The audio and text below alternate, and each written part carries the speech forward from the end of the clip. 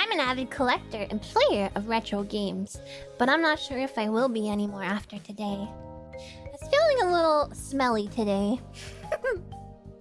So I decided to grab my copy of Battletoads, but I noticed there's something strange about it. Instead of the normal cassette, it was a floppy. I started feeling slightly fuzzy about this. I could have sworn it was a cassette. I guess now is a good time to say where I got this game.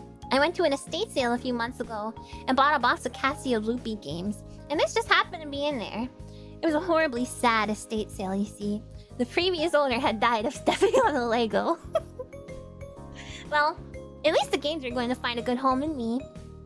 I put the game into my Casio Loopy and shwammoed it up, but instead of Battletoads, I was... oh, I forgot a word. Let's just say... horrified to see the title read something else. The Dank Dork.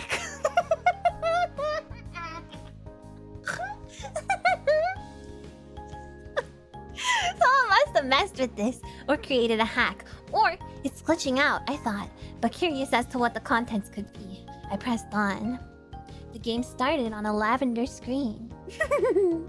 Everything was drowned in lavender. In the middle of the screen, there was a single sprite that was vaguely shaped like a crab. I started to feel uneasy as I walked through the game. The walls were covered in CRTs, and I started feeling I could smell a strong smell of Amiya, even though my TV was not the most up-to-date one equipped with smell-o-vision. Not to mention, a game of this age would not have been capable of emitting smell-o-vision to begin with.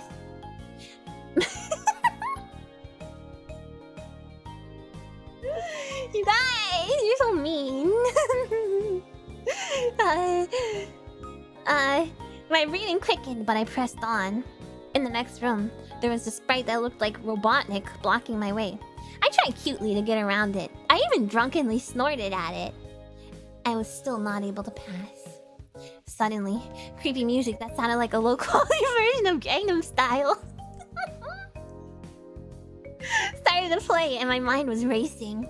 The song hadn't even come out when this game was created. Suddenly, my console started to DRM. But I still pressed on. When I tried to talk to the character, he told me, "You will toot if you go any further." I was horrified that a game character in a Sega game would say such a thing.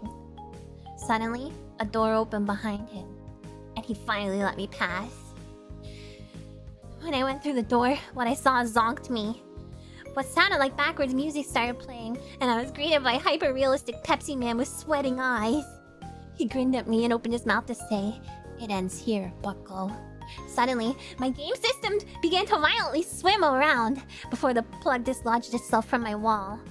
I sighed, blemmed, that I was finally able to end the nightmare. But the nightmare didn't end.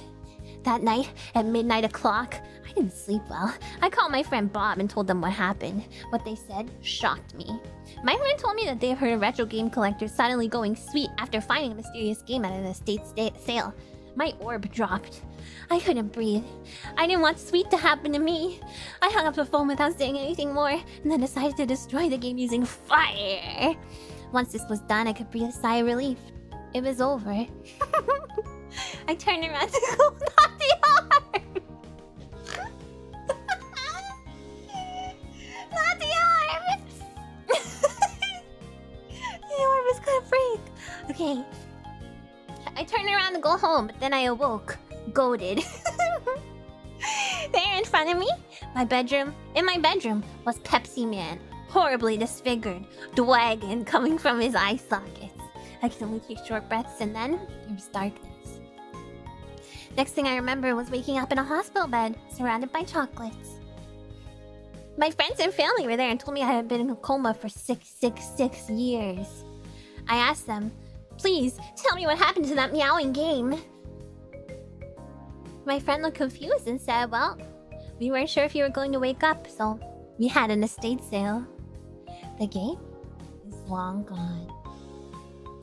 I pity the poor soul who got their hands on that accursed game. That's the end.